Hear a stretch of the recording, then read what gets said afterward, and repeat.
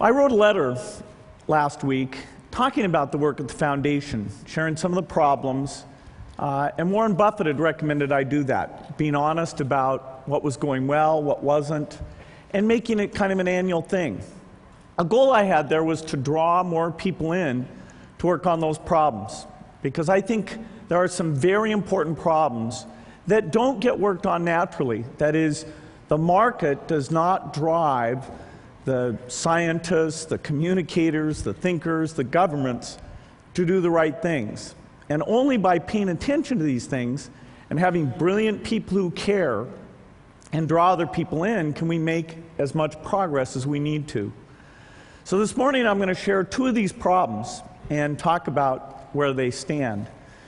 But before I dive into those, I want to admit that I am an optimist. Any tough problem, I think it can be solved. And part of the reason I feel that way is looking at the past. Over the last century, average lifespan has more than doubled. Another statistic, perhaps my favorite, is to look at childhood deaths. As recently as 1960, 110 million children were born, and 20 million of those died before the age of 5. 5 years ago, 135 million children were born, so more, and less than 10 million of them died before the age of 5. So that's a factor of 2 reduction in the childhood death rate. It's a phenomenal thing. I mean, each one of those lives matters a lot. And the key reason we were able to do it was not only rising incomes, but also a few key breakthroughs, vaccines that were used more widely.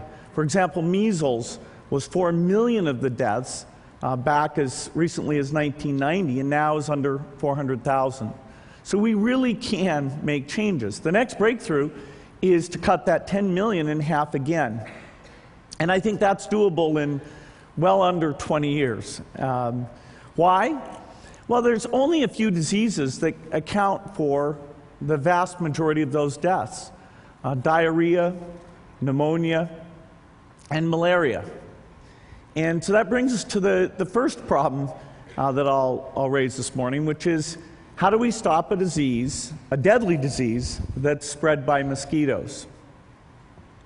Well, what's the history of this disease? It's been a severe disease for thousands of years.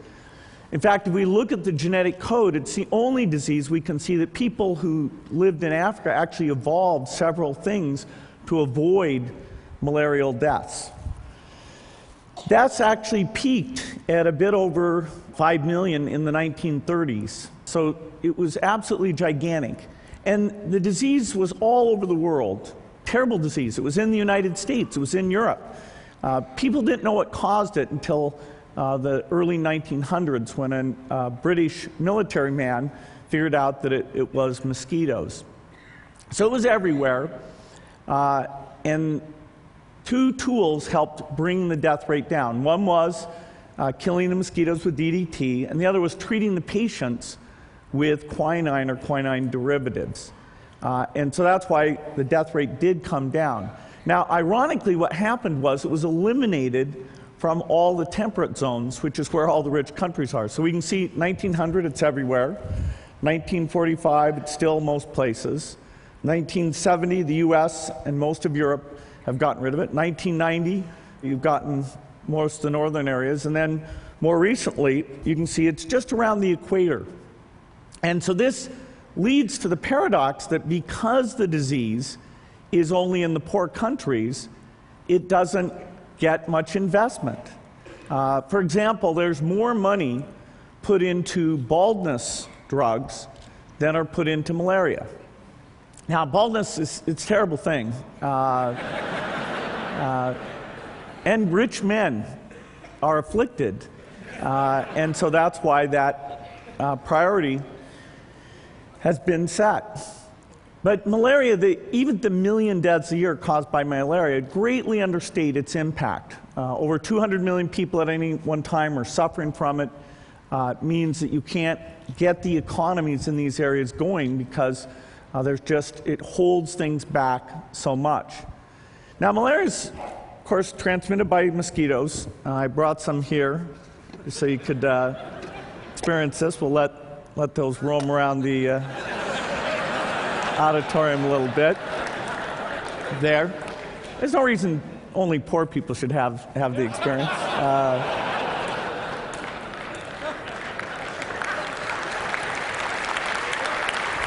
Those mosquitoes are not infected, but so we've come up with a few new things.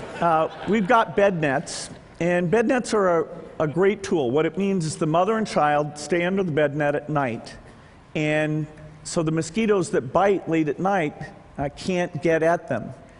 And when you use indoor spraying with DDT and those nets, you can cut deaths by over 50%. And that's happened now in a number of countries. It's great to see.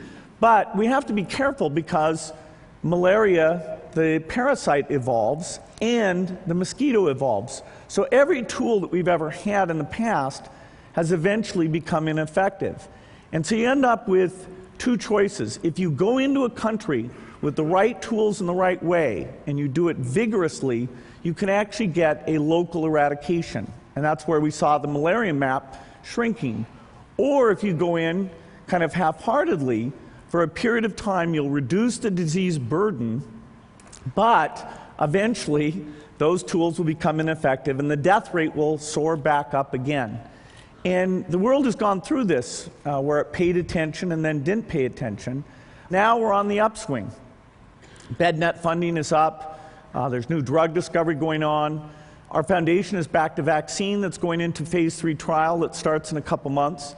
And that should save over 2/3 of the lives if it's effective.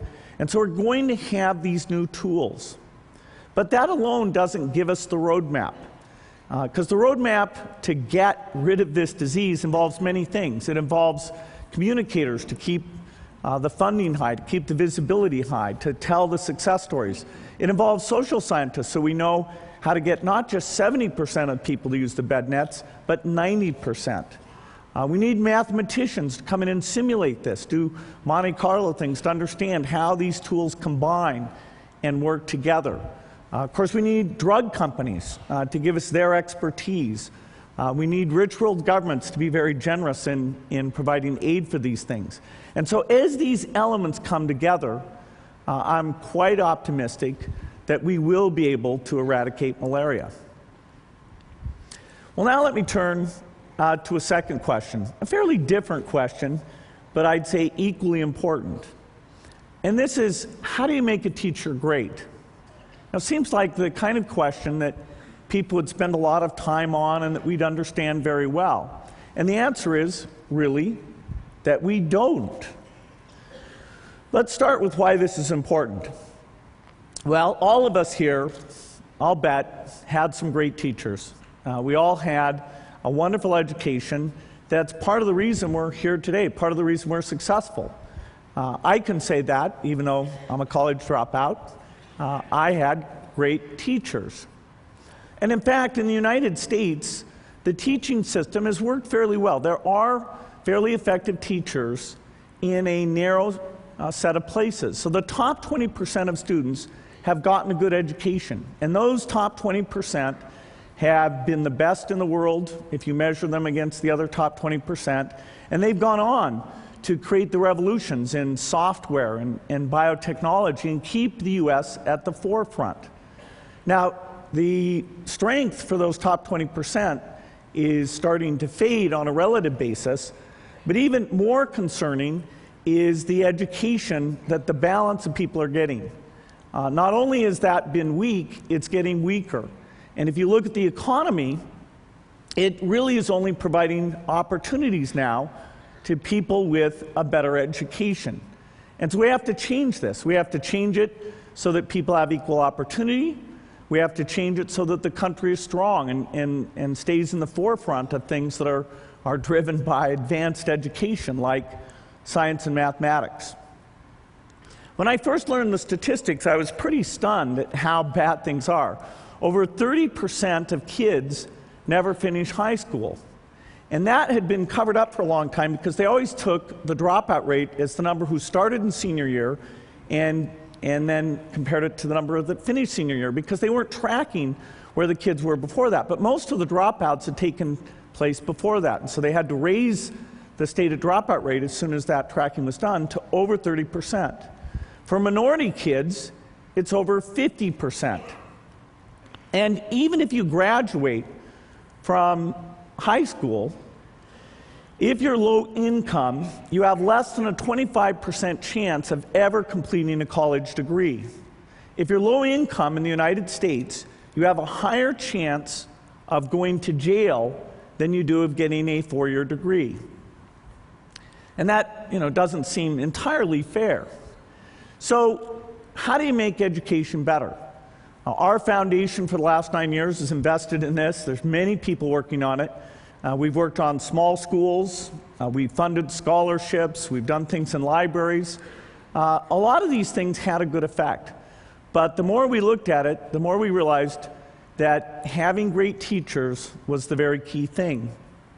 And so we hooked up with some people studying how much variation is there between teachers, between, say, the top quartile, the very best, and the bottom quartile.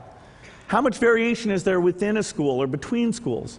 And the answer is that these variations are absolutely unbelievable. A top quartile teacher will increase the performance of their class based on test scores by over 10% in a single year. What does that mean? Well, that means if the entire U.S. for 2 years had top quartile teachers, the entire difference between us and Asia would go away. And within 4 years, we would be blowing everyone in the world away. So it's simple. All you need is those top quartile teachers. And so you'd say, well, wow, that's good. We should reward those people. We should retain those people. We should find out what they're doing and transfer that skill to other people. But I can tell you that absolutely is not happening today. What are the characteristics of this top quartile? What do they look like? You might think, well, these must be very senior teachers. And the answer is no. Once somebody is taught for 3 years, their teaching quality does not change thereafter. The variation is very, very small. You might think, well, these are people with master's degrees. They've gone back and they've gotten their master's of education. This chart takes 4 different factors and says how much do they explain teaching quality. That bottom thing, which says there's no effect at all, is a master's degree. Now, the way the pay system works is there's 2 things that are rewarded. One is seniority, because your pay goes up and you vest into your pension. And the second is giving extra money to people who get their master's degree. But it in no way is associated with being a better teacher. Teach for America, slight effect. For math teachers, majoring in math is a measurable effect. But overwhelmingly, it's your past performance. There are some people who are very good at this. And we've done almost nothing to study what that is and to draw it in, to replicate it, to raise the average capability, or to encourage the people with it to stay in the system. You might say, well, do the good teachers stay and the bad teachers leave? The answer is, on average, the slightly better teachers leave the system, and it's a system with very high turnover. Now, there are a few places, very few, where great teachers are being made. A good example of one is a set of charter schools called KIPP. KIPP means knowledge is power. It's an unbelievable thing. They have 66 schools, mostly middle schools, 7 high schools, and what goes on is great teaching. They take the poorest kids, and over 96% of their high school graduates go to 4-year colleges. And the whole spirit and attitude in those schools is very different than in the normal public school. They're team teaching. They're constantly improving their teachers. They're taking data, the test scores, and saying to a teacher, hey, you caused this amount of increase. And so they're deeply engaged in making teaching better. When you actually go and sit in one of these classrooms, at first it's very bizarre. I sat down and I thought, what is going on? The teacher was running around and the energy level was high. I thought, well, I'm in the sports rally or something. What's going on? And the teacher was constantly scanning to see which kids weren't paying attention, which kids were bored, and calling on kids rapidly, putting things up on the board. It was a very dynamic environment because particularly in those middle school years, 5th through 8th grade, keeping people engaged and setting the tone that everybody in the classroom needs to pay attention. Nobody gets to make fun of it or have the position of, the kid who doesn't want to be there. Everybody needs to be involved. And so KIPP is doing it. How does that compare to a normal school? Well, in a normal school, teachers aren't told how good they are. The data isn't gathered. In the teacher's contract, it will limit the number of times the principal can come into the classroom, sometimes to once per year. And they need advance notice to do that. So imagine running a factory where you've got these workers, some of them just making crap, and the management is told, hey, you can only come down here once a year, but you need to let us know because we might actually fool you and try and do a good job in that one brief moment. Even a teacher who wants to improve doesn't have the tools to do it. They don't have the test scores. And there's a whole thing of trying to block the data. For example, New York passed a law that said that the teacher improvement data could not be made available and used in the tenure decision for the teachers. And so that's sort of working in the opposite direction. But I'm optimistic about this. I think there's some clear things we can do. First of all, there's a lot more testing going on, and that's given us the picture of where we are. And that allows us to understand who's doing it well and call them out and find out what those techniques are. Of course, digital video is cheap now. Putting a few cameras in the classroom and saying that things are being recorded on an ongoing basis is very practical in all public schools. And so every few weeks, teachers could sit down and say, okay, here's a little clip of something I thought I did well. Here's a little clip of something I think I did poorly. Advise me when this kid acted up. How should I have dealt with that? And they can all sit and work together on those problems. You can take the very best teachers and kind of annotate it, have it so everyone sees who is the very best teaching this stuff. You can take those great courses and make them available so that a kid could go out and watch the physics course, learn from that. If you have a kid who's behind, you would know you could assign them that video to watch and review the concept. And in fact, these free courses could not only be available just on the internet, but you could make it so that DVDs were always available, and so anybody who has access to a DVD player can have the very best teachers. And so by thinking of this as a personnel system, we can do it much better. There's a book actually about KIPP, the place that this is going on, that Jay Matthews, a Newsweek reporter, wrote called Work Hard, Be Nice. And I thought it was so fantastic, it gave you a sense of what a good teacher does. I'm going to send everyone here a free copy of this book.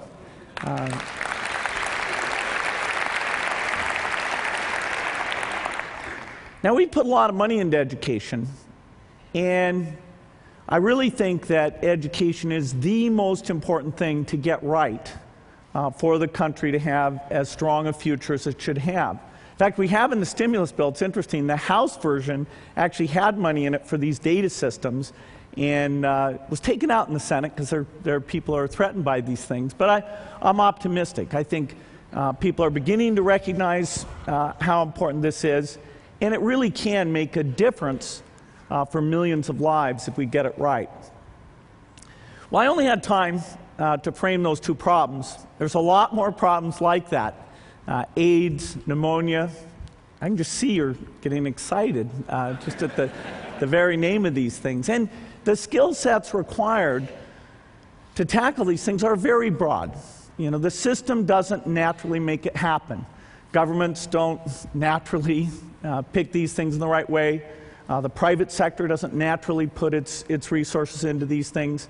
So it's going to take brilliant people like you to study these things, get other people involved, and you're helping to come up with solutions. And with that, I think there's some great things that will come out of it. Thank you.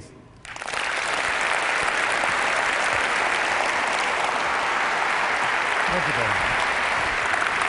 Thank you.